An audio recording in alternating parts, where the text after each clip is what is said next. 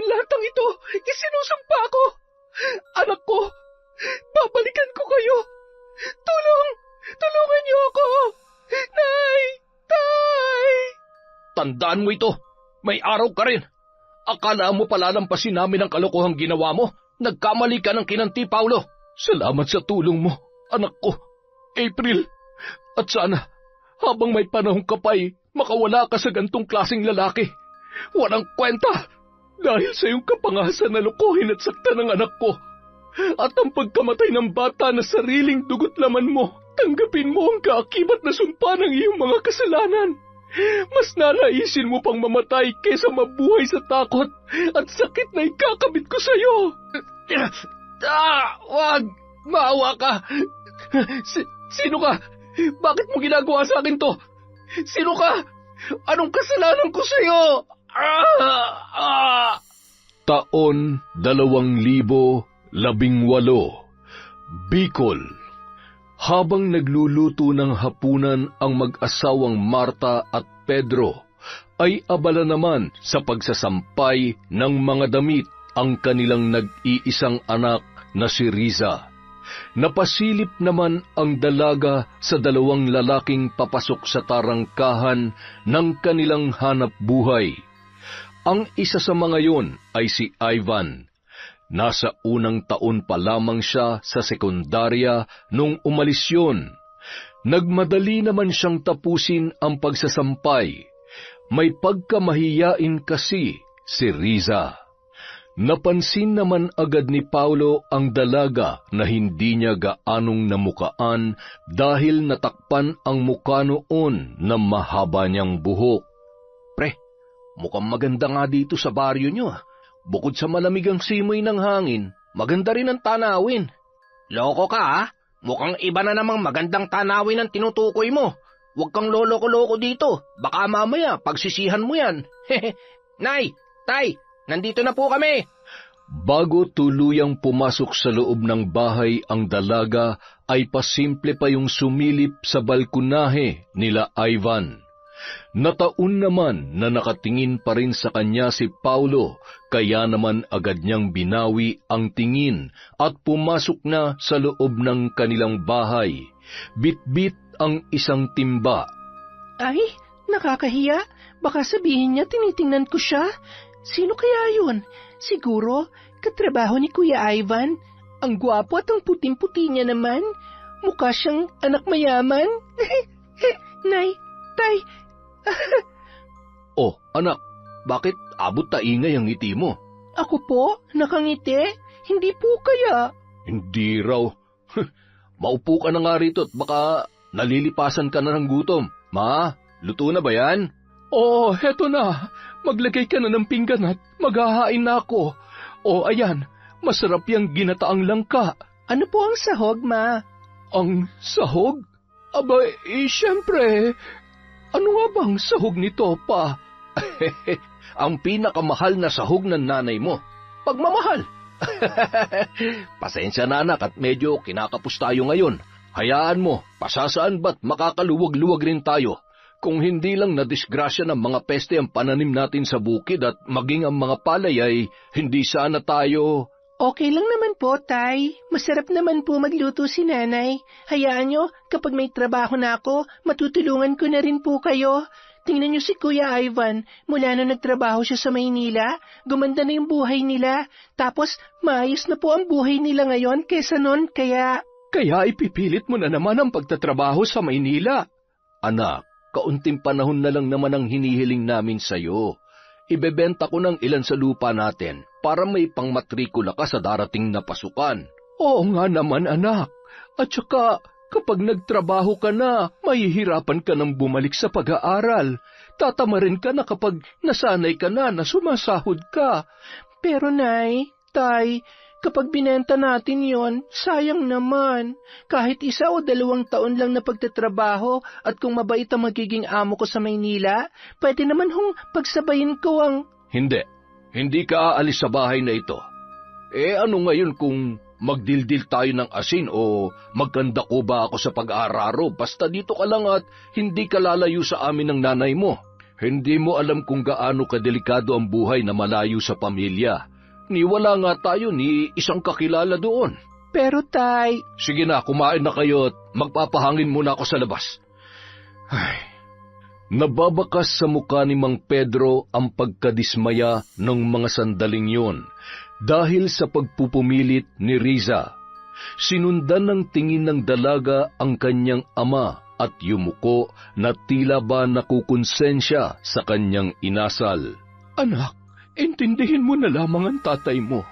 Maging ako ay hindi rin mapapakali kung sakaling mapapalayo ka sa amin. Naaalala mo ba nangyari sa tiya mo noon? Yun ang iniiwasan ng tatay mo. Mapanganib at iba ang buhay sa Maynila. Kaya para sa ikapapanatag ng kalooban namin, pakiusap anak, ito na sana ang huling beses na pag-uusapan natin ito. Hindi na lamang umimik ang dalaga. Ipinagpatuloy niya na lamang ang pagkain habang pinipigilang pumatak ang kanyang mga luha. Pakiramdam niya kasi ay wala siyang karapatang magpasya para sa kanyang sarili. Hindi niya na nga malayang magawa ang maraming bagay dahil sa hirap ng buhay, ay hindi rin siya makatulong kung paano babangon sa buhay na meron sila. Pagkatapos kumain ay agad niyang hinugasan ang pinggan na kanilang pinagkainan. Lumabas yon ng bahay at naglakad-lakad papunta sa may sapa. Yun ang paborito niyang puntahan kapag malungkot siya o kapag mabigat ang kanyang pakiramdam. Nang makarating doon ay agad niyang hinubad ang kanyang tsinelas at itinabi sa may damuhan. Agad na yung nagtampisaw sa sapa at umupo sa isang malaking bato. Sabay na pabuntong hininga na lamang si Riza. Dumampot yon ng ilang puting bato mula sa mababaw na tubig at inihahagis niya yon sa malalim. Nakakainis! Lagi na lang bawal, lahat na lang bawal. Anong akala nila sa akin? Ibon na nakakulong sa hawla? Bakit hindi nila ako hiyaan lumipad at gawin kung anong gusto ko? Ayaw ko ng ganitong buhay. Ayaw ko mamatay na mahirap. Ayaw ko. Matapos humagulhol ay agad yung naglakad papunta sa may kalalimang bahagi ng sapa at lumangoy. Maya-maya, pumikit at nagpalutang-lutang yon upang pakalmahin ang kanyang sarili. Samantala, Grabe, busog na busog ako. Ang sarap talaga ng isda at gulay dito sa probinsya, no? Sinabi mo pa, kaya sobrang nakakamiss ang buhay dito eh. Tahimik, payapa, at hindi usok ng mga sasakyan ang malalanghap mo. Parang ang sarap maligo ah. Wala bang malapit na paliguan dito? Ilog, sapa, o kaya dagat? Meron. Teka lang, sa malapit-lapit muna tayo ha. Sa mga karatig lugar ay merong ilog at medyo malayo-layo ang dagat. Pero huwag ka mag-alala pre, pupuntahan natin lahat yan. Ayos, salamat pre. Pero pre, parang kahit hindi na. Basta ipakilala mo na lamang ako dun sa kapitbahay mong dalaga. Yung nakita natin kanina. Si Riza. Nako, umayos ka pre. Malilintikan tayo sa tatay nun. Pero huwag ka mag-alala. Baka sakali magkaroon tayo ng pagkakataon. O siya, magpalit ka na ng panligo at nang makapunta na tayo sa sapa. agad namang nagpalit ng shorts na panligo ang dalawang lalaki. Hinubad na nila ang pantaas na damit at sinabit sa may sampayan. Masayang nagkukwentuhan ng dalawa habang naglalakad at manghang-mangha naman si Paulo sa ganda ng lugar. Natanaw pa ni Mang Pedro ang dalawang binata na dumaan, ngunit pinagsawalang bahala niya lamang yon. Pumasok na yun sa kusina at saka kumain habang nakikipagkwentuhan sa kanyang asawang si Marta. Ano, hindi na naman kumain na maayos yung anak mo dahil napagsabihan? Kumain naman. Huwag ka na magalit. Para namang hindi mo kilala yung anak mo. Kahit pa anong kagustuhan niya ay tayo at tayo pa rin naman ang susundin niya. Hayaan mo muna. Siguro ay nakatulog na sa kwarto niya yon. Napagod din ata sa paglalaban ng mga damit natin. Sige na, kumain ka na't sisilipin ko muna ang anak mo, ha? Nang puntahan ni Aling Marta ang kwarto ng kanilang anak na si Riza, nagtaka siya dahil wala doon ang dalaga. Napangisi lamang yon dahil nababatid niya kung nasaan ang kanyang anak. Hindi pa rin nagbabago ang dalaga mo. Hindi talaga. Matigas pa rin ang ulo. Manang-mana sa'yo. Ano, nakatulog na ba sa sama ng loob? Hindi. Wala siya sa kwarto niya. Alam mo naman kapag tinutopak yun ay biglang tinatawag ng sapa. Mukhang nakikipag-usap na naman sa mga talangka. Anong sabi mo? Sa sapa ba ka mo? Abat, kanina'y may mga lalaking papunta roon. Sandali nga't susunduin ko. Pa, dalaga na ang anak mo.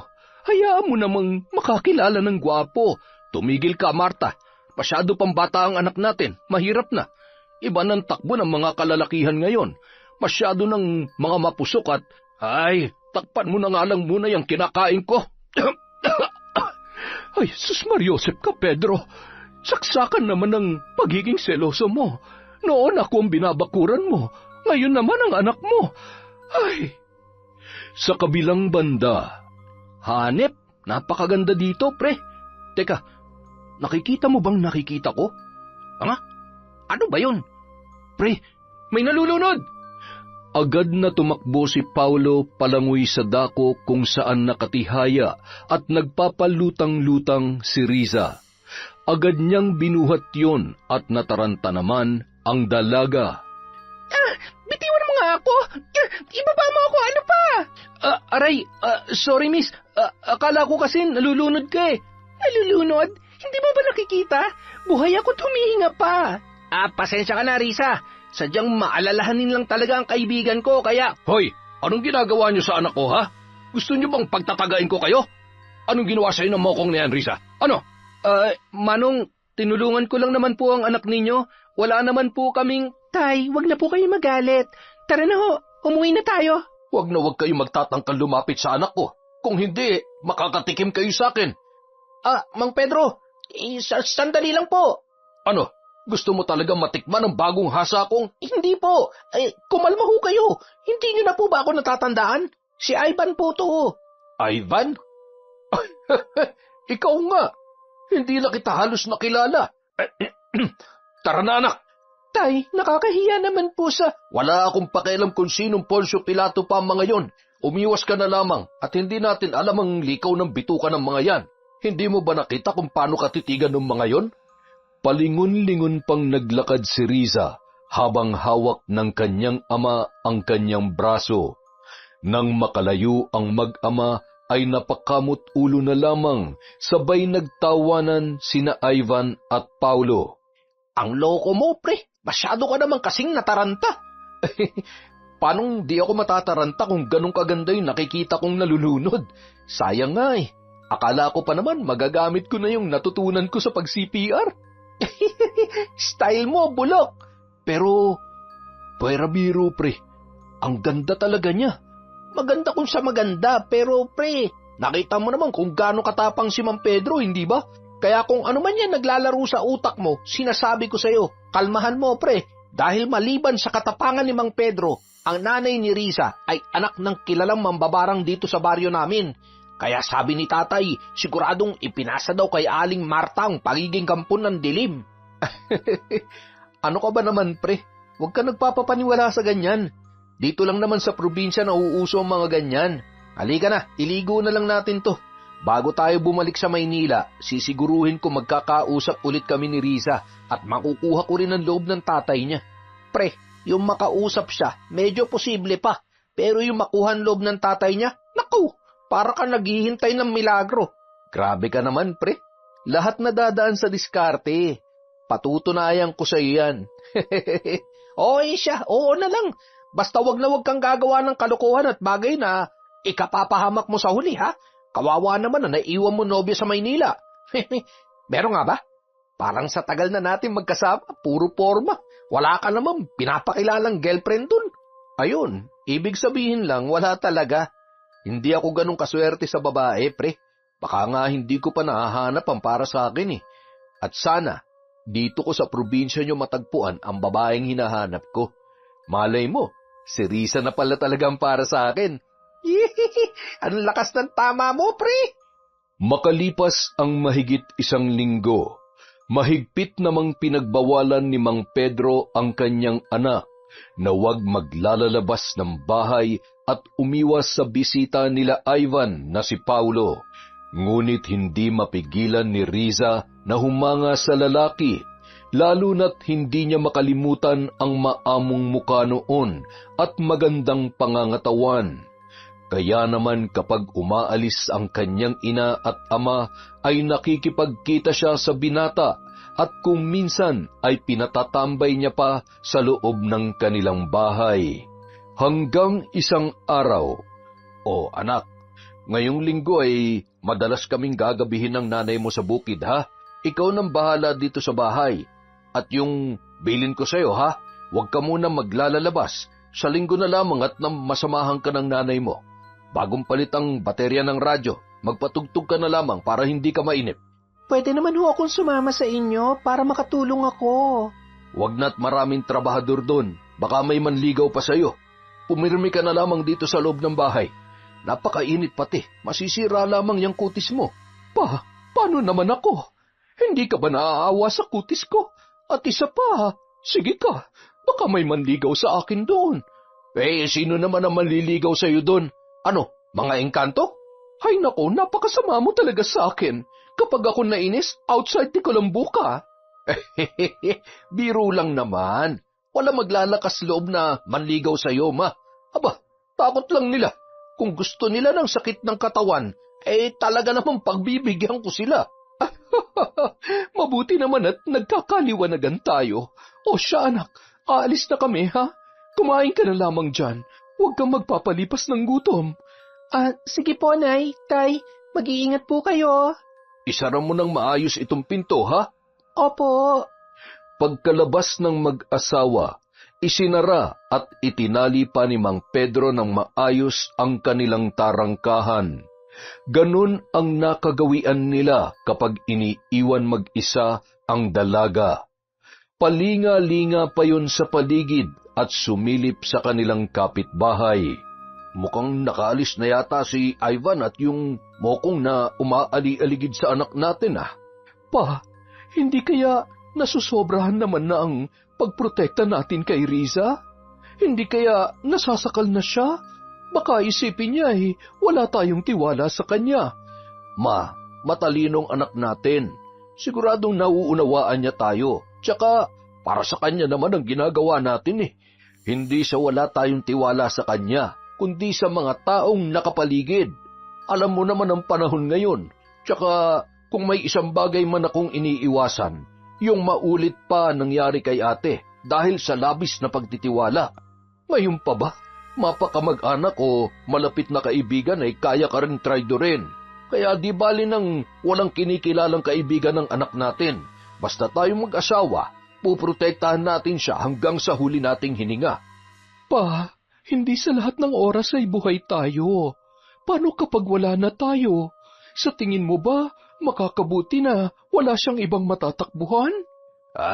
Tsaka na nga lang natin pag-usapan yan. Bilisan mo na't baka hinihintay na tayo ng mga kasamahan natin. Hindi na lamang umimik pa si Marta dahil nasisiguro niyang mauuwi lamang sa pagtatalo kapag kinulit niya pa ang kanyang asawa. Samantala, agad na nagpalit ng magandang damit si Riza at sinuklay ang mahaba niyang buhok. Halos maligo rin yun sa pabango at kinuha sa bag ng kanyang nanay ang lipstick na sa unang pagkakataon ay susubukan niyang gamitin. Tuwang-tuwa pa siya habang pinagmamasdan yun at agad na nilagyan ang kanyang maninipis na labi. Bagamat hindi sanay na gumagamit ay aksidente niyang naputol yun. Ay, hala! Anong gagawin ko dito? Siguradong pagagalitan ako ni nanay. Ano ba naman yan? Maigi pa itago ko na lang to. Dito, siguro naman hindi na to makikita ni nanay. Pagkatapos maitago ang putol na lipstick, ay muli yung humarap sa salamin at masayang pinagmasdan ang kanyang sarili. Napakaganda ko naman. Siguradong matutuwa si Paolo. Sabi niya, mas lalo akong gaganda kapag nag-ayos ako. Hindi nagtagal, narinig niya na ang malakas na kalabog na animoy tumalon sa kanilang bakod. Aray, napasama yata ang talon ko ah. Ay, wala na bang mas mahirap pa sa ginagawa kong to? Ay, di bali, mukhang sa wakas ay makakatsyempo na rin ako ngayong araw. Paolo, nandyan ka na pala. Ayos ka lang ba? Ayos lang ako. Medyo napasama lang ang talon ko. Wala eh. Hindi natin pwedeng tanggalin ang tali at baka makahalata ang tatay mo. Mapapagalitan ka pa. Oo nga. Halika, pumasok ka. Gusto mo ba magkape? Mamaya na. Humarap ka nga muna sa akin. Wow! Ang ganda-ganda mo naman, Riza. Siguro kapag bumalik na ako sa Maynila, marami na akong kaagaw sa'yo. Ha? Paano naman? Hindi naman ako lumalabas ng bahay. At saka, ikaw lang naman ang gusto ko. Ikaw lang naman ang manliligaw ko at... Sandali. Ipagtitimpla muna kita ng... Riza, nandito ako para malaman kung pareho tayo ng nararamdaman. Ngayon ko lang naramdaman to. Sa tingin ko, mahal na kita. Mahal mo rin ba ako? Paolo, ano kasi... Ano? Kung sakaling hindi mo ako mahal, mas mabuti pa sigurong magpaalam na ako. Lalo lamang ako mahihirapan na kalimutan ka. Hindi naman sa ganoon. Natatakot lang ako kasi hindi pa naman kita gaanong kilala. Hindi ba dapat kilalanin muna natin ang isa't isa bago tayo pumasok sa pakikipagrelasyon? Wala ka bang tiwala sa akin? Riza, totoong nararamdaman ko para sa'yo. Kaya kong patunayan yan. Kaya kitang pakasalan at bibigyan kita ng magandang buhay.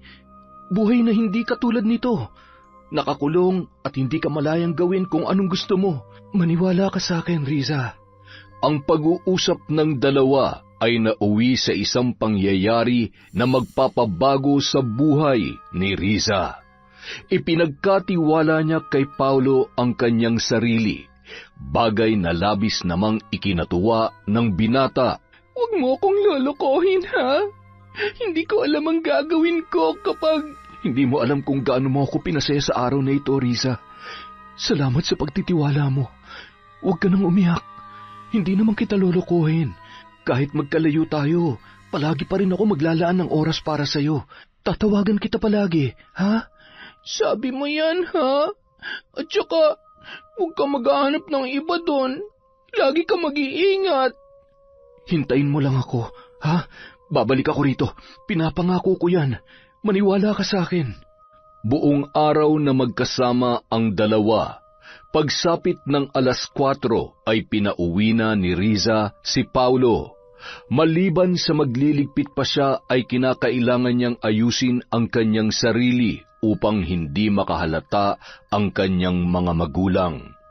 Mahigpit na niyakap ni Paolo ang dalaga bago tuluyang lumabas ng bahay at muling tumalon sa may katamtamang taas ng bakod.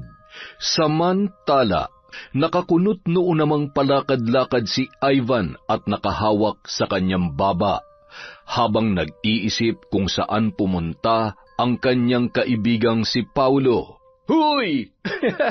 Anong iniisip mo, ha? Oh, buti naman nandito ka na. Saan ka ba nanggaling? Kanina pa kita hinihintay, ah. Akala ko naman nagkandaligaw-ligaw ka na. At bakit ganyang kaganda ang ngiti mo, ha? Pre, nagawa ko. Nagawa mong ano? Nakuha ko na si Riza. Sabi ko naman sa iyo eh. Ano? Gago mo, pre. Hindi ka talaga nakinig sa akin. Naku, patay tayo dyan. Akala mo nagbibiro ako? Kapag nalaman ni Mang Pedro ang tungkol sa inyo, pre, magtago ka na sa pinanggalingan mo. Ay, wag mo nga akong tinatakot. Tsaka, paalis naman na tayo. Paano niya ako hahanapin sa Maynila, ha? Ay, hindi mo ako naiintindihan eh. Isa pa, kawawa naman yung tao. Batang-bata pa si Riza. Paano kung... Ay, ayusin mo na nga yung mga gamit mo. Ako namumroblema sa mga pinaggagawa mo eh. Ano akala mo sa mga dalagang magaganda dito? Putahe na gusto mo lang tikman? Pambira naman talaga oh. Mukhang nagsisisi na ako na isinama kita dito eh. Pagkalipas ng 2 buwan. Ang sakit ng sikmura ako. nahihilo ko at... Ano bang nangyayari sa iyo, anak? May lagnat ka ba? Ilang araw ka nang nagkakaganyan. Gusto mo bang magpatingin sa doktor? Tawasin kaya kita at baka napaglaruan ka na naman ng engkanto sa sapa. Hindi na ho. Okay lang po ako, Nay. Baka kailangan ko lang pong magpahinga at matulog. Sigurado ka ba?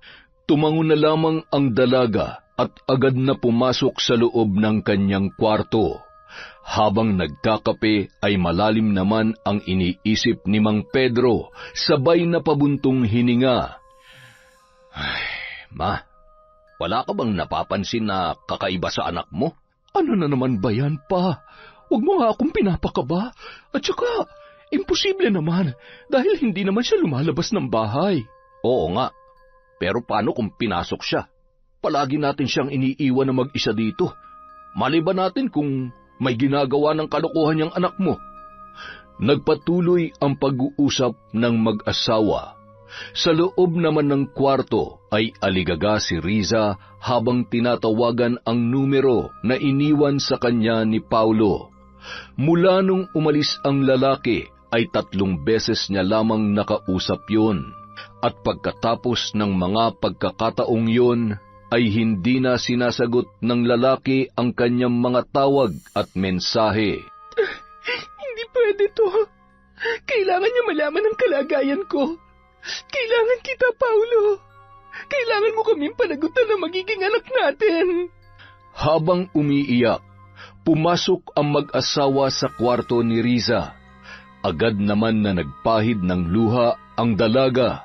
Bakit ka umiiyak? Ano? Hindi ka na kinakausap ng tatay ng anak mo?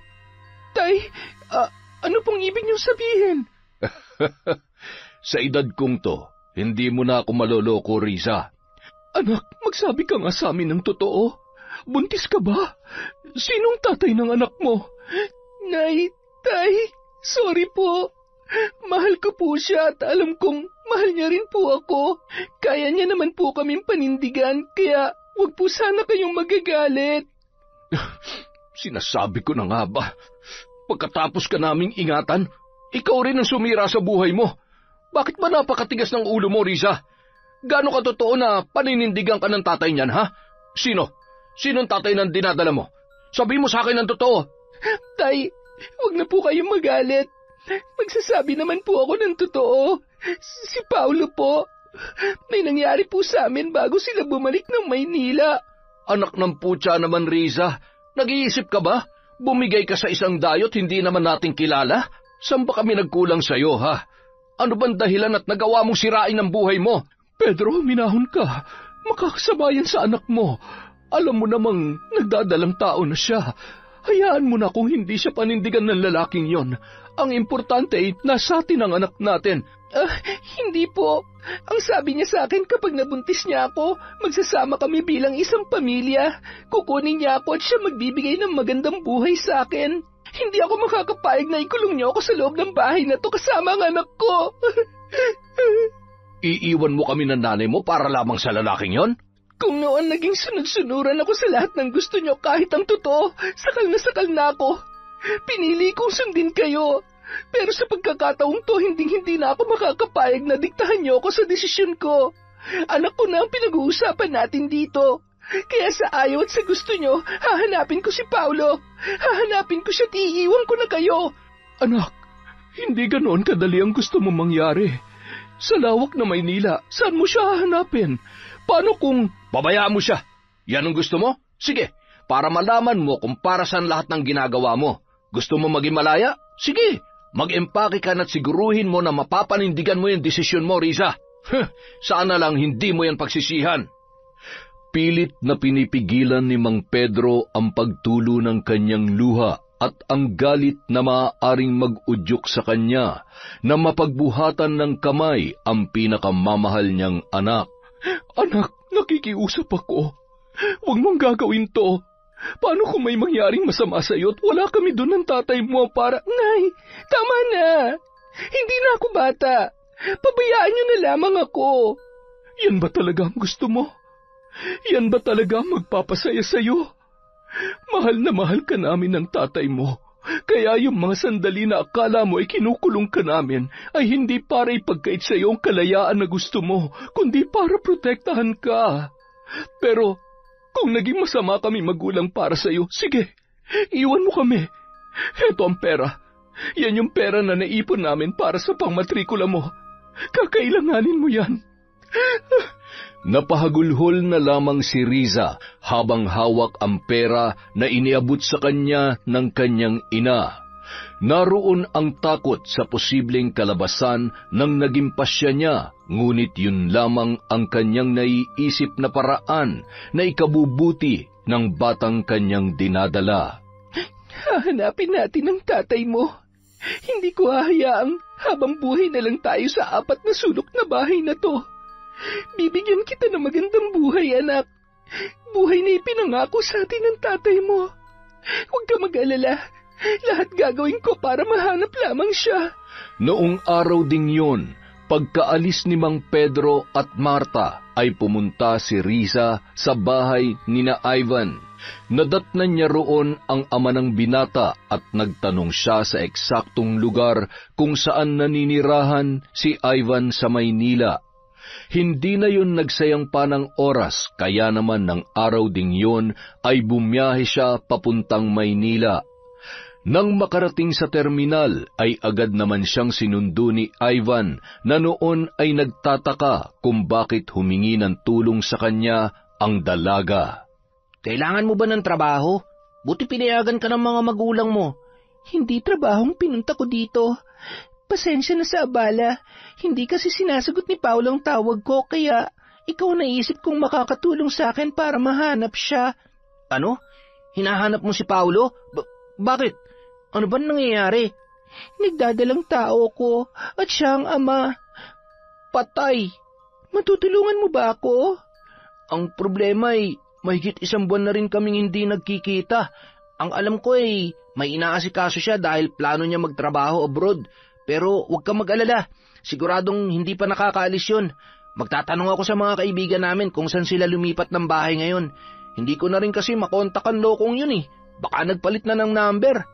Ay, salamat sa tulong, Kuya Ivan, ha? Tatanuin ko tong isang malaking utang na loob sa'yo. Nakukonsensya tuloy ako sa nangyari sa'yo. Kung hindi ko sinama yung mokong na yun, di sana. Huwag mong sisihin ang sarili mo. At saka, hindi naman ako nagsisisi sa nangyaring to. Mahal ako ni Paulo, kaya alam ko na matutuwa siya kapag nalaman niya na nagdadalang tao ko. Makalipas ang 3 araw. Pasensya ka na, Riza. Hindi kita masasamahan. Basta, ipakita mo lang ang address na yun sa taxi na sasakyan mo. Hindi naman gaanong kalayuan yan mula dito. Mag-iingat ka, ha? Kung may kailangan kay, tawagan mo na lang ako. Kumain ka muna bago umalis at baka mahilo ka na naman. Sige na, papasok na ako, ha? Tumango na lamang ang dalaga at nagpasalamat. Pagkatapos mag-asikaso ay agad na rin siyang bumiyahe papunta sa address na binigay sa kanya ni Ivan. Pagkaabot ng pamasahe sa taxi driver ay agad na yung bumaba. Ang ganda naman ng bahay nila. Siguro mayaman sila. Sana naman nandito siya at... Habang nakatayo ang dalaga sa tapat ng gate at akmanas sanang pipindutin ang doorbell, may bigla namang humawak sa kanyang braso. Riza? Paulo? Buti nandito ka. Sandali, anong ginagawa mo dito? Ano ba namang klaseng tanong yan? Hindi ka ba masaya na makita ako? Paulo, buntis ako. Nagbungang... Ano? Sigurado ka ba? Sigurado ka bang ako talaga ang tatay niyan? Imposible namang 1 beses lang na may nangyari sa atin tapos buntis ka na agad. Ano bang ibig mo sabihin? Sinungaling ako? Nagumagawa lang ako ng kwento? Okay, sorry. Huwag ka na magalit. Nabigla lang kasi ako. Lintik, ano bang gagawin ko sa babaeng ito? Hindi pwedeng malaman ni Lola ang tungkol sa amin dahil siguradong... Ay, bahala na. Kung gusto mo talagang magkasama tayo, mabuti pa dito ka muna kay Lola. Nakikitira lang kasi ako dito. Kaya lang, hindi niya pwede munang malaman ang tungkol sa atin.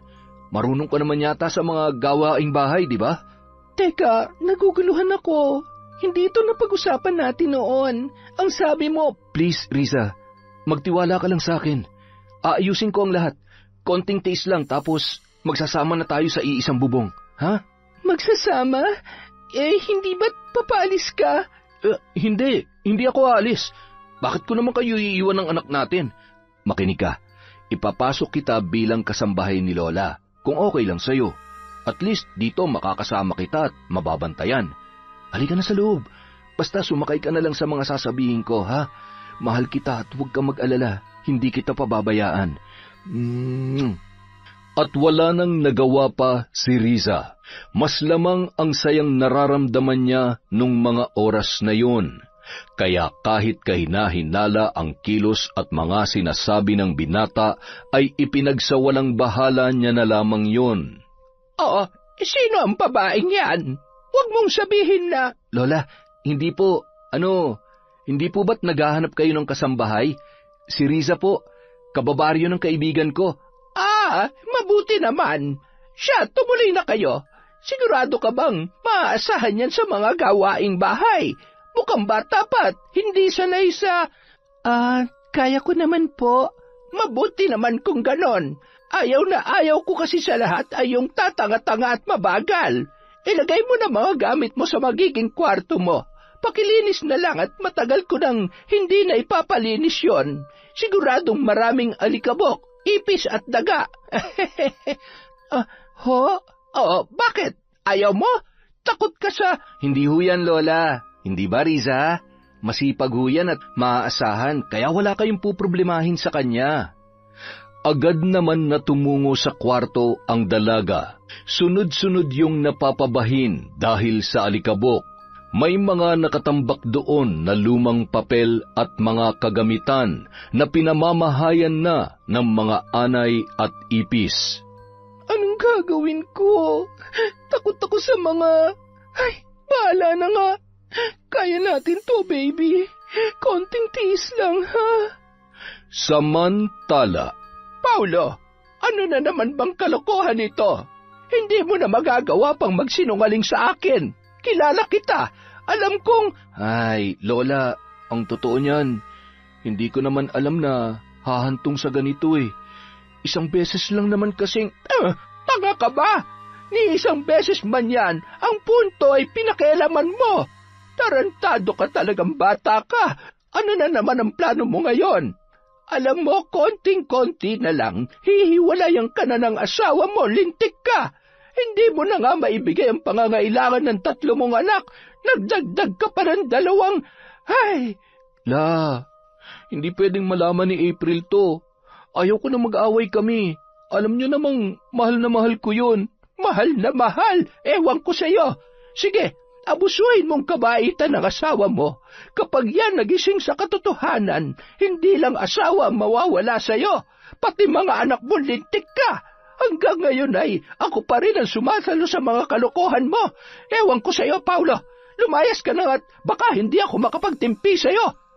Bago umalis si Paulo, ay pinuntahan muna niya si Riza na abala sa paglilinis. Hindi nakatiis ang lalaki, kaya tinulungan niya na yon.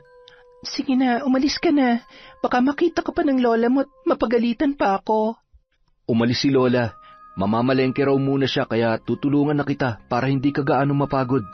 Siyempre, pagkatapos nito, kailangan may premyo ko. Ikaw talaga hanggang ngayon hindi ka pa rin nagbabago. Siyempre. Halos 1 linggo nang natutulog sa bahay ni Lola Doring si Paulo. Nawiwili pa kasi yon sa presensya ni Riza na noon ay magta3 buwan pa lamang ang tiyan. Hindi yon ang unang beses na nambabae siya, kaya tila ba normal na lamang sa kanya ang sitwasyon na yon. Isang araw. Riza, ano ba? Hindi ka pa bababangon dyan? Aba! Lola, lintik kang babae ka, napakalandi mo. Hindi ka nandito para landiin ang apo ko. Hindi mo nga magawa ng tama ang pinag-uutos ko pero nagawa mong lumandi ng todo. Ambisyosa ka. Tama na po. Nasasaktan po ako. Wala akong pakialam. Talagang masasaktan ka sa akin kaya alamin mo ang lugar mo sa pamamahay ko. Naiintindihan mo? Ha? Opo, aray ko. Bitawan niyo na po ang buhok ko. Maglinis at magluto ka na. Bilis! At ikaw, Paulo, lumayas ka nga muna sa bahay na ito. Naaasiwa ako sa mga pinaggagawa mo. Papatol ka na rin lang naman sa katulong pa. Humahagulhol na tumungo sa kusina si Riza. Halos araw-araw sinasaktan siya ng matandang babae. Nahihirapan kasi siya, lalo na sa paggamit ng mga appliances na hindi naman pamilyar para sa kanya. Kung minsan naman, kahit mababaw na dahilan, ay binubulyawan siya ng matanda. Maliban doon, tinitipid siya sa pagkain at ang ipinapaulam sa kanya ay ang mga tira-tirang nasa ref na hindi man lamang ipinapainit. Kaya naman madalas ay nag-aalburuto ang kanyang tiyan at nagsusuka. Tinitiis niya ang lahat ng yon dahil umaasa at naniniwala si Riza sa mga matatamis na salita at pagmamanipula ni Paulo sa kanya. Samantala, lubos namang nagtataka si April sa ikinikilos ng kanyang asawa. Ramdam niya na may kalokohan yung ginagawa. Sa 8 taon nilang pagsasama ay hindi na bago yon para sa kanya. Oh, kumusta? Mga anak, may bisita tayo.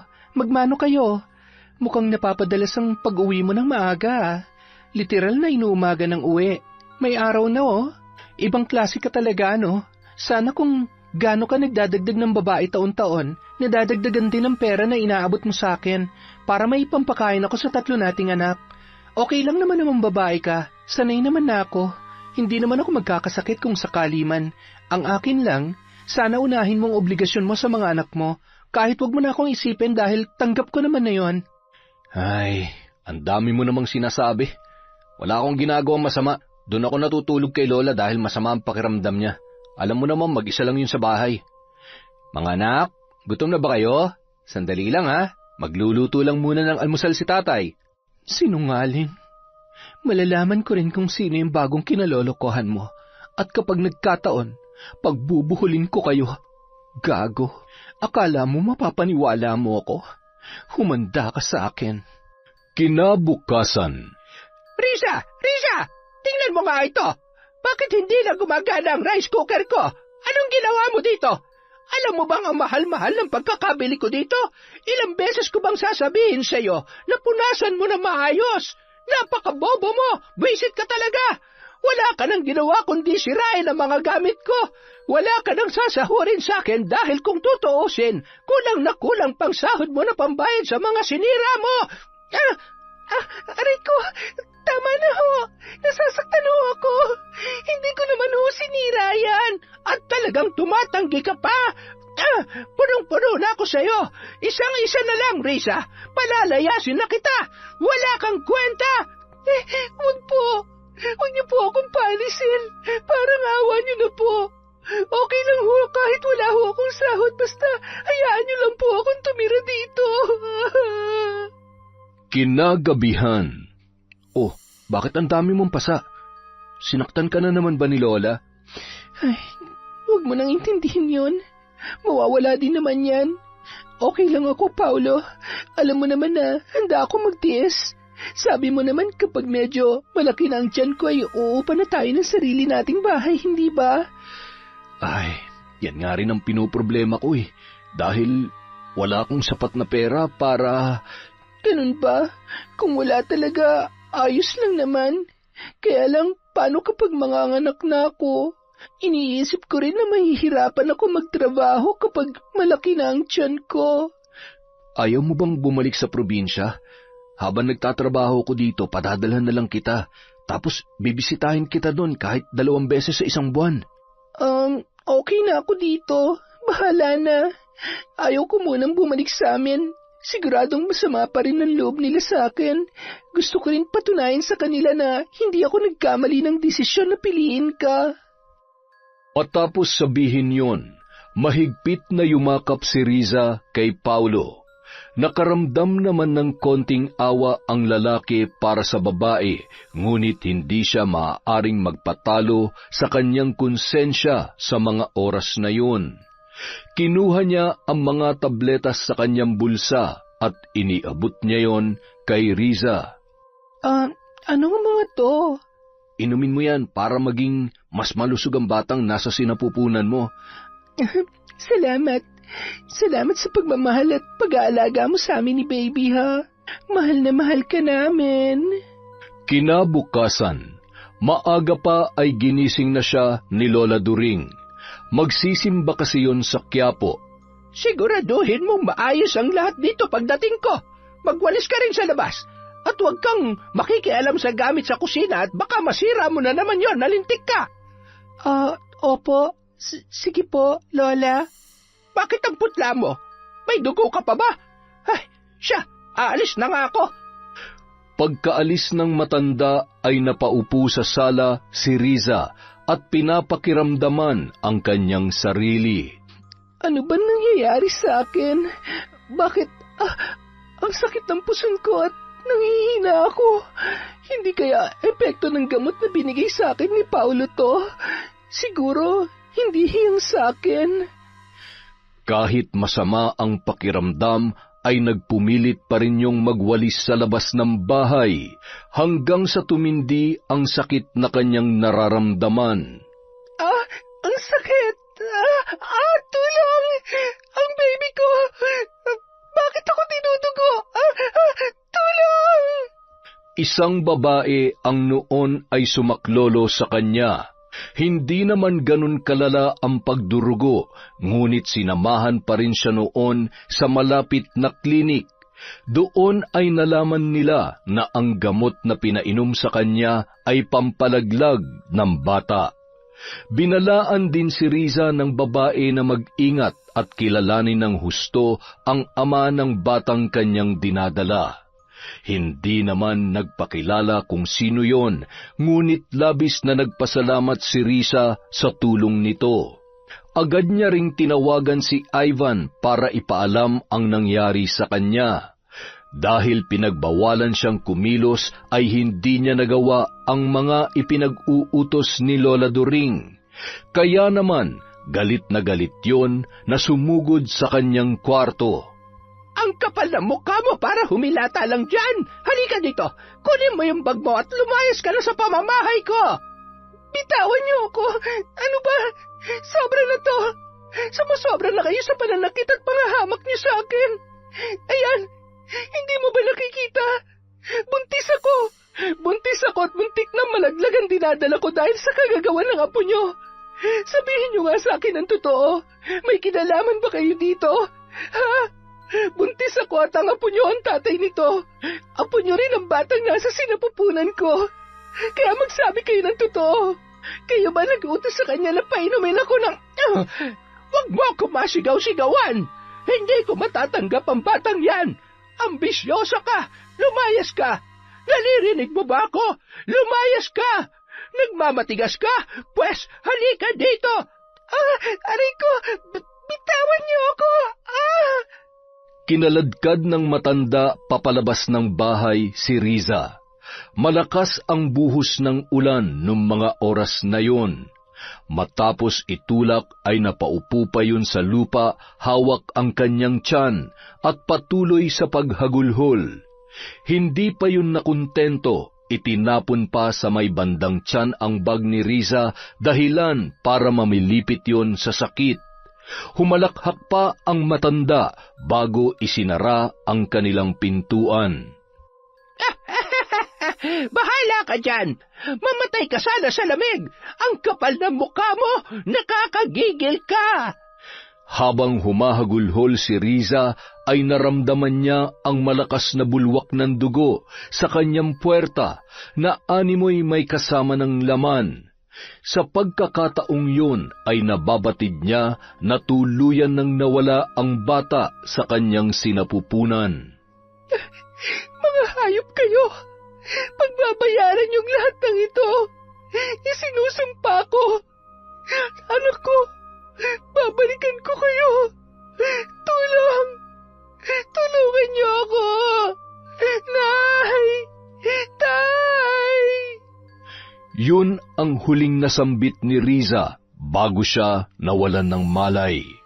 Maya-maya, Nagmamadali namang bumaba ng taxi si Ivan. Nakita niya ang nakahandusay na si Riza sa lupa. Mababakas ang dugo sa bestida nito na umagos hanggang sa kanyang paa. Riza! Riza, gumising ka! Isinugod ni Ivan si Riza sa ospital. Nang magising ang dalaga ay hawak ni Ivan ang kanyang kamay, habang nakatango ay nakatulog na sa tagiliran ng kanyang higaan.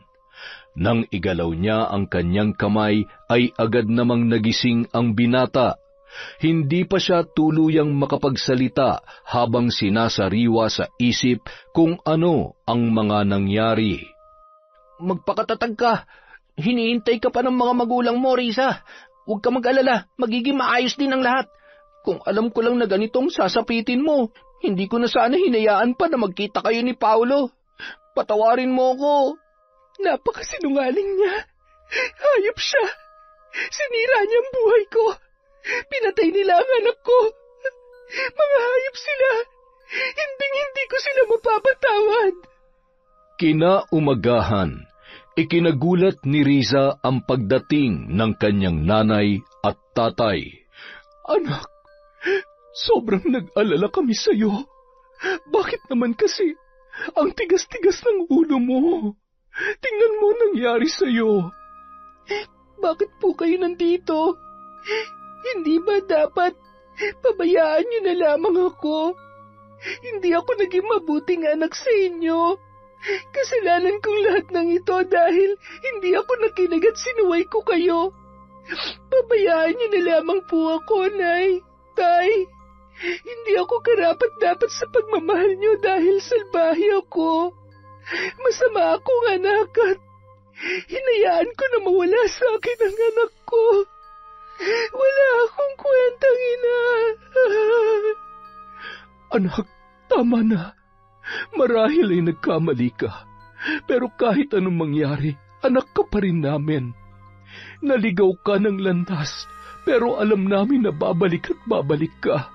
At kami bilang mga magulang mo, ilang beses ka magkamali, nandito kami para tulungan ka na itama ang mga pagkakamali mo.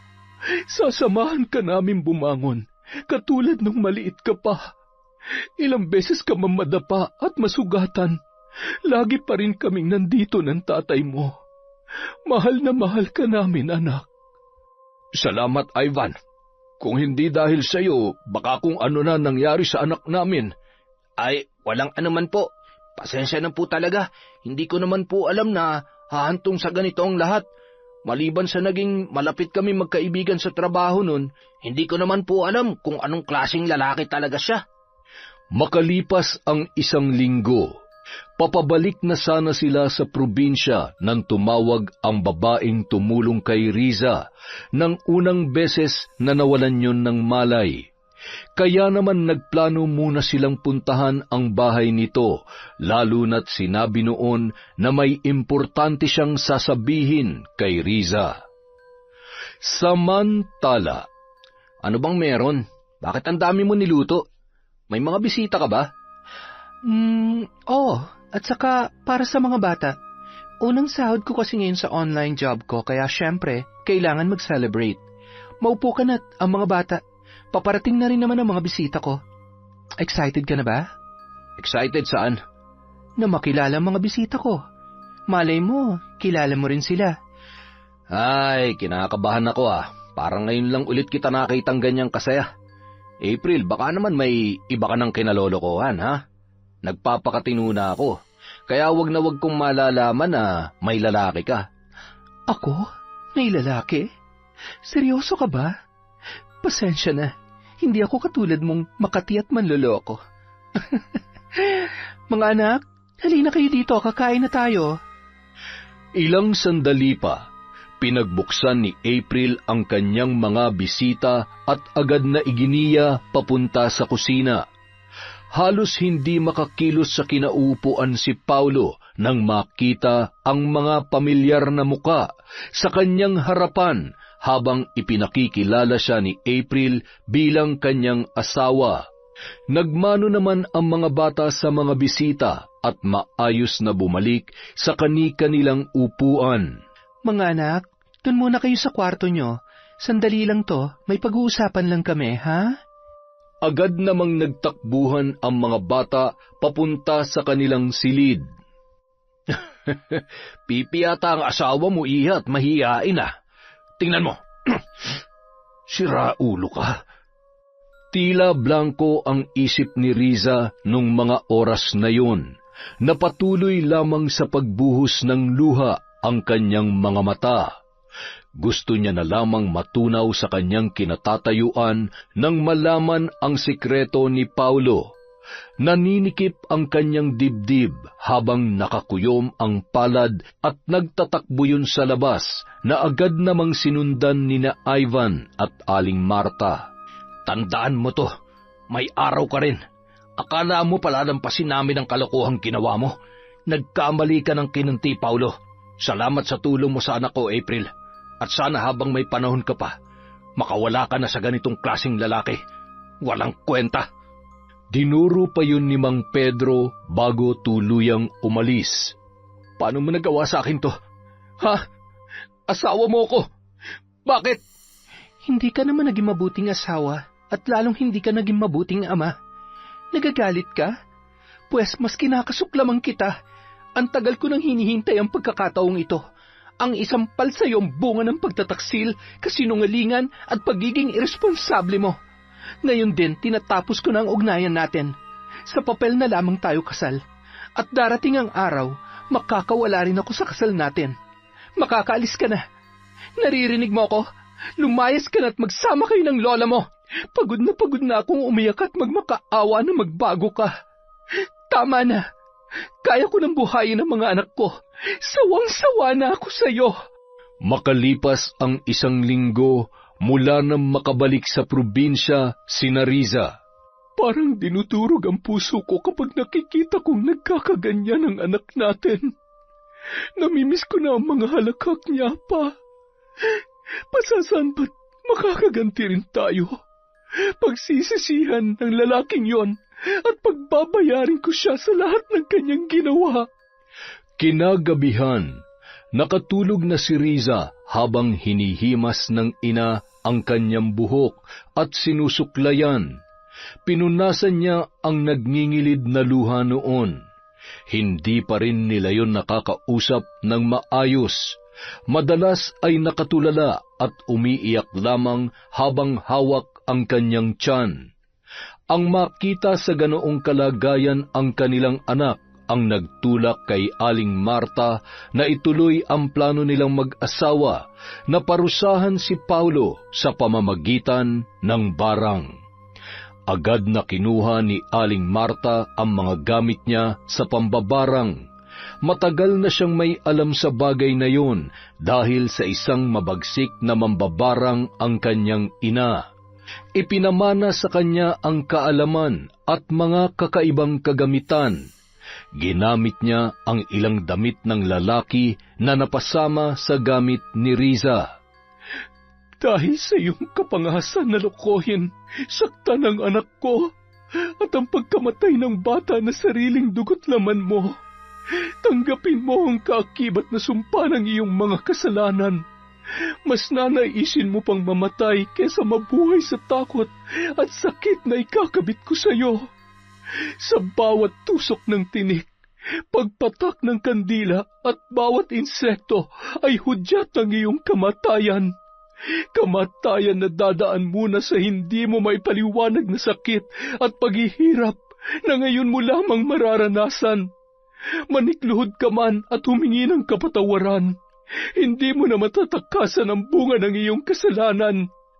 Lahat ng sakit at kamalasan ay isa sa iyo, Paulo. Samantala, hindi ka ba talaga titigil sa kakainom, ha? Kahit magpakalunod ka pa sa alak, hindi ka na babalikan pa ni April. Kung ako sa iyo, ayusin mo yan sarili mo. Patunayan mo sa kanya na handa ka magbago. Pilitin mo magkaroon na maayos na buhay dahil hindi sa lahat ng panahon ay nandito ako. Paano kung... Nalinig ka pa dibdib ko? Apo, hindi ako makahiga. Tulungan mo ako. Lola, gumising ka. Hindi mo ako pwedeng iwan, Lola. Kailangan ko kayo. Lola! Lola! Labis na nagdamdam si Paulo matapos mailibing ang kanyang lola, lalo na't hindi man lamang pumunta sa burol ang asawa at kanyang mga anak. Nababatid niya na ganun na lamang kalaki ang galit ni April sa kanya. Isang gabi, habang paulit-ulit niyang tinatawagan si April at patuloy sa pag-inom ng alak, ay may narinig siyang iyak ng sanggol. Hinahanap niya kung saan yun nagmumula. Tumungo siya sa isang kwarto na dating silid ni Riza nung naninirahan pa yun doon bilang kasambahay ng kanyang lola. Napakunot noo siya nang wala naman siyang nakita sa ibabaw ng higaan, kaya gumapang siya sa sahig at doon ay nakita niya ang isang duguang sanggol na umiiyak at nakaluwa ang mga mata. Hindi niya magawang kumilos sa kanyang pwesto dahil sa matinding takot, lalo na nang gumapang yon papalapit sa kanyang muka. Hanggang sa pinagkakalmot siya noon, ramdam niya ang pagbaon ng kuko sa kanyang leeg habang sinasakal siya hanggang sa tuluyan na siyang malagutan ng hininga. Napabalikwas si Paulo sa sofa na kanyang hinihigaan. Ano bang klaseng panaginip yun? Akala ko natuluyan na ako. Tumayo ang lalaki at humarap sa salamin. Nakita niya ang dugo na tumutulo mula sa kanyang mata at leeg. Kasabay noon ay ang pagkirot na nararamdaman niya na para bang may kung anong tumutusok sa kanyang laman. Napasigaw ang lalaki dahil sa sakit, sabay bumagsak ang salamin at nabasag yun. Ang mata ko! Aray! Hindi ko na kaya! Ang sakit! Nagpagulong-gulong ang lalaki habang nakatakip sa mata ang kaliwat kanang kamay niya. Huwag! Maawa ka! Sino ka? Bakit mo ginagawa sa akin to? Sino ka? Anong kasalanan ko sa'yo? Ano? Kaya pa ba? Bakit ka ba nagtataka sa nangyayari sa'yo? Sa dami at laki ng mga atraso mo sa babaeng niloko mo, saan ka kumukuha ng lakas ng loob na magmaang-maangan? Dapat naman talagang mabulag ka para hindi na makakita ng bagong biktima. Ngayon, maigi pa'y maranasan mo ang hirap ng pagbubuntis. Bago ka man lamang mamatay, matutunan mo kung gaano kahirap magdala ng sanggol sa sinapupunan. Kaya wala kang karapatan na magtanim ng bata sa bawat babaeng iyong matitipuhan. At yang ipinagmamalaki mong armas, dapat dyan ay hinahati sa dalawa, gamit ang bubog na ito, at itatahi gamit ang matibay na patpat ng sako.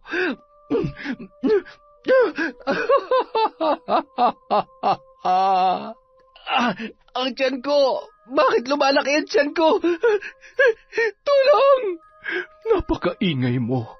Mukhang kailangan ko munang tahiin yung bunganga mo. Naririndi na ako sa'yo. Oh, ayan. Ayos ba? Di nanahimik ka na ngayon.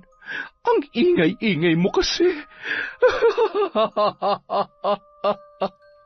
Wala mang nakikita ay ramdam na ramdam ni Paulo ang pagbabago ng kanyang katawan.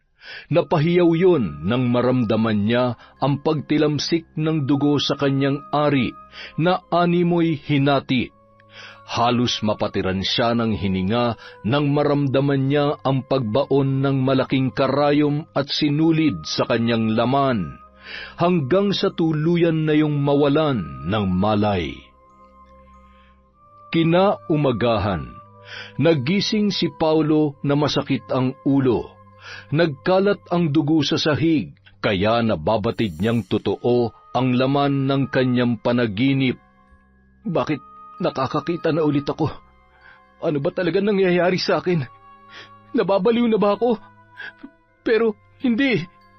Sigurado ako sa nangyari kagabi. Ay, panaginip lang ba talaga yun? Bahala na nga.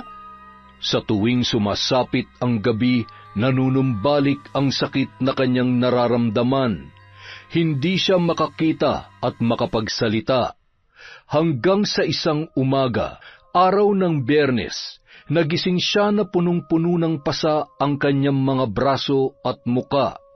Ang paa niya ay nangingitim na tila ba nabubulok at may tumutubong kung ano-ano na madalas ay dumadapo sa kahoy na nabubulok. Hinimas niya ang kanyang tiyan at ramdam niya ang kirot noon. Kapag kanyang nadidiinan ay nabubulabog ang laman na animoy may mga mahahaba at matatalas na galamay.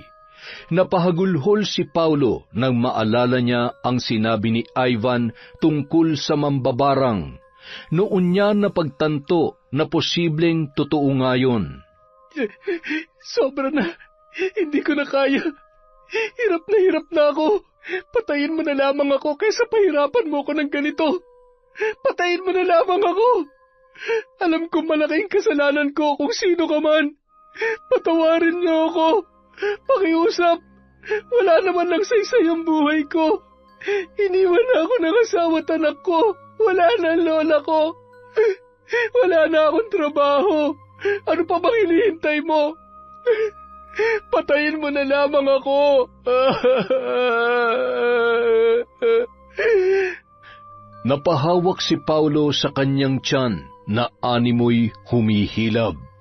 Pakiramdam niya ay mapapatiran na siya ng hininga sa sobrang lakas ng mga puwersa ng mga naggagalawang insekto sa loob noon.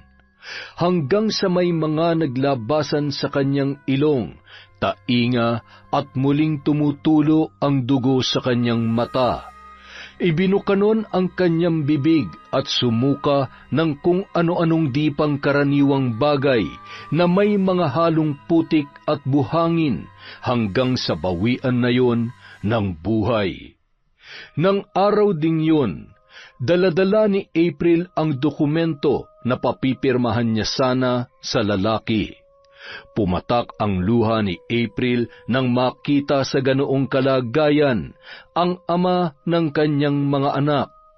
Ngunit mas nanaig ang galit sa ginawa nito sa kanya.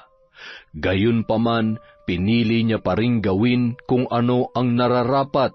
Yun ay ang mailibing ng maayos ang kanyang asawa at tuluyan ng mamuhay ng malaya at payapa kasama ang kanyang mga anak. Kung malaking kasalanan na sukuan ang relasyon nating dalawa, kapalit ng kapayapaan na nararamdaman ko ngayon, handa akong ihingi ng tawad to sa Diyos. Pero alam kong alam mo kung gaano ko nagtiis at naghirap sa ilang taong pagsasama natin. Kung meron man akong pinakatamang nagawa, yun ay ang tulungan si Riza. Sana mahanap mo ang kapayapaan sa pangalawang buhay. Sa kabilang banda, Nay, Tay, nagugutom po ako. Salamat sa Diyos at nagsasalita na ulit ang anak ko. Ay, sandali lamang anak. Maghahain lamang si tatay, ha? Anak, tumawag pala si Ivan. Ang sabi niya ay uuwi daw siya sa susunod na buwan. Kinukumusta ka niya? Magpalakas ka na raw at tutulungan ka niya magkaroon ng maayos na trabaho. Hay, nakakahiya naman kay Kuya Ivan. Lagi na lang niya akong tinutulungan. Abay, dapat lang dahil... Pa, ayan ka na naman. Ay, oo na. Siya, anak, bumangon ka na at kumain ka na. Masarap yan. Siyempre, luto ng nanay mo yan at ako ang naggayat. Kumain ka na marami, ha? Masaya namang pinagmamasdan ng mag-asawa na halos maubos ang laman ng pinggan ni Riza. Nangangayayat na rin yon dahil sa labis na depresyon na kanyang pinagdadaanan. Nay, Tay, salamat po. Sa kabila ng mga kasalanan ko sa inyo, hindi niyo pa rin ako pinababayaan. Akala ko hindi niyo na ako matatanggap kaya kahit nahihirapan na ako sa pananakit ng lola ni Paulo ay hindi ko naisipang bumalik na lamang dito. Hindi ko rin ipinaalam agad kay Kuya Ivan dahil ayaw ko na rin siyang maistorbo. Ewan ko ba, hindi ko alam kung dapat ko bang sisihin ang sarili ko. Nakasalanan ko rin kung bakit nawala yung baby ko. Napapagod na akong sisihin ang sarili ko at magalit ng paulit-ulit. Huwag mong sisihin ang sarili mo. Sino ba namang ina ang hindi gugustuhin na mabigyan ng buong pamilya ang anak niya? Kaya naiintindihan ka namin. Masyado ka pa kasing bata kaya natakot kami ng tatay mo. Huwag ka nang mag-isip dahil naturuan ko na ng leksyon ang lokong yon. Nabigyan ko na ng hustisya ang pagkawala ng apo ko. Ano pong ibig niyong sabihin, Nay? Alam kong mali, anak.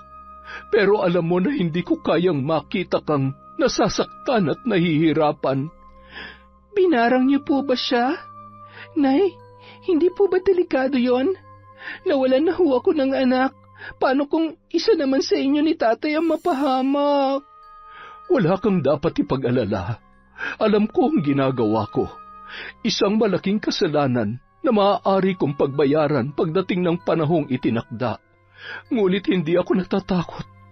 Ikaw ang buhay ko. Kaya ilang beses ko mang kailanganin makianib sa itim na kapangyarihan. Basta para sa iyo, anak. Walang-wala akong pagsisisihan. Kaya tumahan ka na. Nakatulog ng muli si Risa sa kakaiyak at pag-aalala. Ano ba naman kasi at sinabi mo pa yun sa anak mo? Nadulas lamang ako. Hindi ko naman alam na ganyan na magiging epekto sa kanya. Ay, manang-mana talaga sa iyo ang anak mo.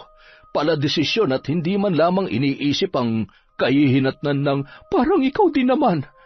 Ako pa talaga tong sinisi mo. Paligo ka na nga at sumasakit ang ulo ko dyan sa... Napakabaho ng kilikili mo. Ang laki-laki na ng tawas na binili ko sa iyo ay hindi mo man lamang naisipang igudgod dyan sa kilikili mo. Masyado ka namang maselan. Kapag ako nakaligo, hindi ka makakatikim ng halik at yapos sa akin. Ako pang tinakot mo? Aba, sino ba itong hindi makatulog ng walang... Ito na. Maliligo na nga eh. O yan, dalhin mo yan. Ano to? Hindi ba't pangkuskus ito ng kaldero? Ay oo, kailangan mo na yan at tingnan mo yan leg mo. Ay Diyos ko, kay bango-bango mo nung pinata ka. Ngayon nagkaedad na tayo, pati pagligo ay pahirapan na. Kapag naubos ang pasensya ko, ako maghihilod niyan libag mo. Ewan ko na lang kung hindi sumama pati laman. Ay, nasa na kaya yung lipstick ko? Ilang buwan ko nang hinahanap ay hindi ko pa rin makita. Kailangan ko na yatang bumili ng bago. Abat, 50 pesos din yun sa bangketa. Sa paglipas ng ilang buwan ay patuloy pa rin kinukumusta ni April ang kalagayan ni Risa, hanggang sa tuluyan na ring nanumbalik sa dati ang sigla ng dalaga, lalo na nang umuwi si Ivan at may nakakausap yun. Nakita na mag-asawa kung paano napapasaya at inaalagaan ng binata ang kanilang anak. Pa, sa tingin mo maliban sa kapitbahay at kaibigan, posible kayang tama ang kutob ko sa dalawang yan? Tingnan mo naman ang mga ngiti at titigan. Hindi ba't ganyan mo rin akong titigan noon? Ay, ano ka ba naman? Kaya lang naman kita tinititigan noon dahil hindi ko masabi sa iyo na na may muta ka. Siyempre, baka magalit ka sa akin. Ano ka ba? Puro kakalokohan. Talagang mababalian ka ng buto. Talaga naman lagi mo na lamang pinapainit ang ulo ko, ha? Bakit nga kaya? Abay, nagtaka ka pa. Malamang sa malamang, nagme-menopause ka na. Bakit parang masayang-masaya ka? Hoy, huwag kang magkakamaling gumawa ng kalokohan, Pedro. Baka nakakalimutan mo kung anong kaya kong gawin sa'yo at sa magiging babae mo. Bakit? Sinasabi ko bang mambababae ako? Ay, Diyos ko. Akala mo ba hindi ko alam ang pinaggagawa mo sa mga babaeng umaali-aligid sa akin noon? Mabuti na lang at alam mo at hindi ako magdadalawang isip na gawin ng paulit-ulit ang pambabarang para lamang magtanda ang mga... Ikuha mo nga ako ng tubig. Samahan mo ng konting bilis. Dali! Matapos magkwentuhan sina Riza at Ivan, agad na nilapitan ng mag-asawa si Ivan habang may inaasikaso ang kanilang anak sa kusina. Alam mo, iho, napakalaking bagay yung pag-uwi mo. Masaya na ulit si Riza at mukhang ikaw din naman. Alam mo, hindi ka naman na bata. Gayon din ang dalaga namin. Ay, ang dami pang paligoy-ligoy. Ako na nga lang ang kakausap dito kay Ivan. Ako na, masyado ka namang... Di sige, ikaw na. Pero Ivan, isang tanong, isang sagot. May plano ka bang ligawan ng anak ko, ha? Ay, mali naman yan tanong mo. Tumabi ka nga dyan. Ivan, iho, Mahal ko ho ang anak ninyo, pero wag po kayo mag-alala.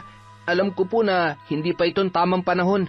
Handa naman po ako maghintay at gusto ko rin munang maabot niya mga pangarap niya. Mas bata po siya kaysa sa akin at ayaw kong maging hadlang para maabot niya mga pangarap niya. Naniniwala naman po ako na kung kami talagang para sa isa't isa, mismong tadhana na po ang gagawa ng paraan. Ay, pinapaiyak mo naman ako, iho. Basta ako, sobra akong natutuwa sa kabaitan mo sa anak ko. Payakap nga, anak. Ang bango-bango naman ng... Ay, sus Mariosep, hindi mo ba narinig ang sinabi niya? Si Riza ang gusto niya, hindi ikaw. Dito ka lang sa akin yumampos at kahit maghapon ay hindi ako magrereklamo. Ang sweet niyo naman po pala. Basta wag po kayo mag-alala. Hindi ko na po hahayaang mangyari pa sa kanya ang mga nangyari noon. Gusto kong mapalitan ng masayang alaala ang lahat. At sana kapag sinabi ko na sa kanyang nararamdaman ko, matanggap niya po ako. Hayaan mo, tutulungan ka namin. Basta wag na wag mo lamang siyang sasaktan dahil sinasabi ko sa iyo, kung itong tatay niya ay kayang managa, ako naman ay... Alam ko ho yun, pero hindi naman ho ako tatakbo sa inyo. Alam ko naman ho ang tama at mali. Kung meron man po akong nagawang kasalanan, yun ay nagdala ko ng isang tao na naging dahilan kung bakit. Mabuti pa'y kalimutan na lang natin yan. Alam mo, may mga naging pagkukulang rin naman kami. Nasobrahan kami sa higpit, kaya ayan, hindi na natin maibabalik ang panahon at ang mga nangyari. Kaya tama lang na ituwid na natin ang lahat sa ngayon, habang may pagkakataon pa. Salamat ho sa suporta niyo sa akin. Pangako po, aalagaan ko ho siya katulad ng pag-aalagaan niyo sa kanya. Makalipas ang ilang taon, isang bisita ang dumating sa bahay ng mag-anak. Kasama ni April ang mga anak niya para magbakasyon sa probinsya. May kamag-anak kasi sila na malapit lamang sa lugar nila Riza, kaya naman naisipan niyang dalawin yon. Naging masaya naman ang pag-uusap ng dalawa at mababakas sa mga mukha nila ang saya sa pagkakaibigan na hindi nila inaasahan. Isang gabi ring natulog doon ang mag-iina at kinaumagahan ay umalis na rin. Nang sumunod na araw, umuwi ulit si Ivan para sunduin ang noon ay kasintahan niya ng si Riza para makapag-apply ng trabaho. Anak, mag-iingat kayo doon, ha? Ivan, ingatan mo siya. Kung pwede lang sumama ako ay ginawa ko na. Total lagi naman akong inaaway nitong Tatay Pedro ninyo. Anong ako? Ikaw nga tong lagi na lamang sinusumpong dyan eh. Pinipilit ko na nga maligo araw-araw eh, inaaway mo pa rin ako. Hay nako, kayo talaga. Mahal na mahal ko po kayo, Nay, Tay. Hayaan niyo't palagi kaming bibisita dito ni Ivan. Ivan, wag mo na masyadong patagalin. Pakasalan mo na yan bago magbago ang isip at baka... Tay, huwag kayong mag-alala. Ako na ho magpo-propose sa kanya. Kayo talaga. Ikampante niyo ang isip ninyo. Mag-enjoy ho kayo na walang inaalalang anak na matigas ang ulo. Ako na pong bahala sa dalaga ninyo. Mamahalin ko siya ng buong buo. Pagbalik ho namin dito, ano po bang gusto nyo? Isang apo? Dalawang apo? Abat, gawin mo na kayang 3 para maraming hinahabol-habol at sinasaway si Pedro. Siya, mag-iingat kayong 2. Mahal na mahal namin kayo. Masayang-masaya ang mag-asawa na kumakaway kina Riza at Ivan na noon ay naglalakad bit-bit ang kanilang mga bag papunta sa sakayan. Naalala mo dati nung siguro grade 1 ka pa lang noon at grade 6 ako? Ako nagtatanggol sa'yo kapag inaaway ka ng mga kaklase mo. Oo, hindi ko naman nakakalimutan yon. Kinakarga mo pa nga ako pauwi kapag wala pa si tatay para sunduin ako. Siguro, misyon mo ang alagaan ako habang buhay. Kaya pati sa malalaking problema, ikaw ang kasama ko. Parang ako naman ang nagbigay ng malaking problema sa'yo, kaya kapag iniisip ko yun, ewan ko ba, naiinis ako sa sarili ko. Love, kalimutan na natin yon. Tapos na yon. Hindi mo kasalanan at lalong hindi mo ginusto yon. I love you. Mas sobrang mahal na mahal kita at ayaw ko na makita ka pang umiiyak dahil malungkot o nasasaktan ka. Gusto ko ikaw ang magiging pinakamasayang girlfriend at syempre, magiging asawa ko na. Samantala. Hoy, ano ba't nakatulala ka dyan? Umiiyak ka? Ako? Umiiyak? Ano akala mo sa akin? Sus, umiiyak ka nga eh. Ay nako, namimiss mo na naman ang anak mo, no? Abay, nasa terminal pa lang yon. Pwede mo pang pigilan kung gusto mo. Ay, puro ka na lamang kalokohan. Yakapin mo na nga lang ako, nalulungkot ako. Dalian mo. Huwag ka na malungkot. Masayang masaya naman na ang anak natin. Ma, alam mo, nagsisisi ako na isa lang ang anak natin. Dapat pala 3 o 5 para kapag may nag-aasawa may naiiwan pa dito sa bahay. Tingnan mo, napakalungkot na. Humihirit ka pa talaga eh. Hindi na nga natin maibigay ang masaganang buhay sa anak nating nag-iisa. Tanggapin na lamang natin yon.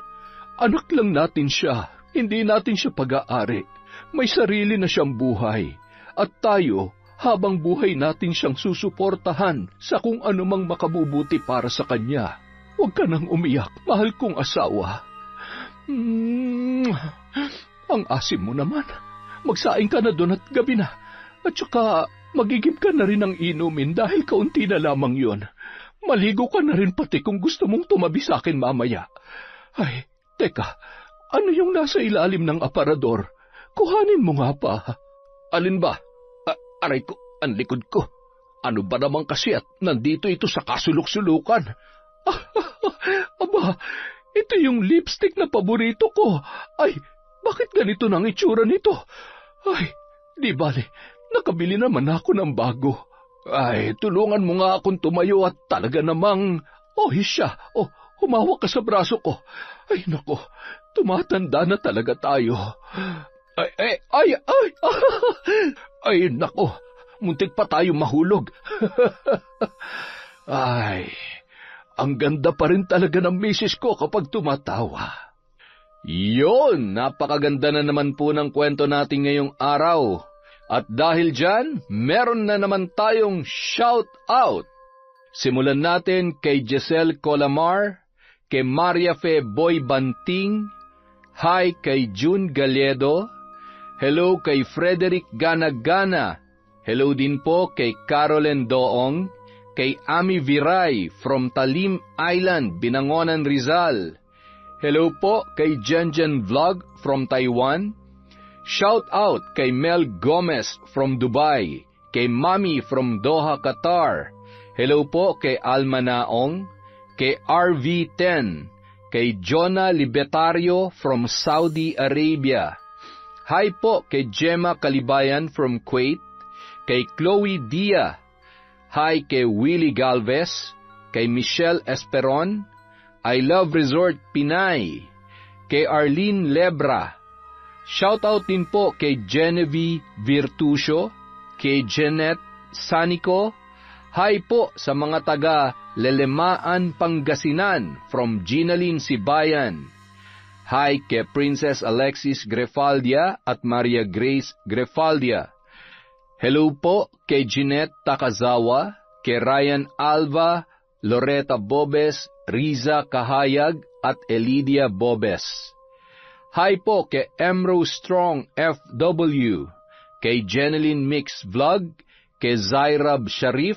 Hello po kay Glenda Galido, kay Miss Maura, kay Estelita Reyes. Shout out po kay Mia Aspa, kay Eric Umali, kay Wilma Cruz from Quezon City, kay Justine Grace Dignos, hi kay April May, kay Doris June Subere at Tanggote family from Bacolod. Hi kay Mukbanger 21 Mix, kay Alfredo Alano, hello po sa lahat ng taga-Antipolo dyan. Sa Soto at Gabriel family from Candao Uy, Dumaguete, from Cataleja, Soto. Maraming salamat po sa walang sawang pagsuporta sa Kwentong Enteng.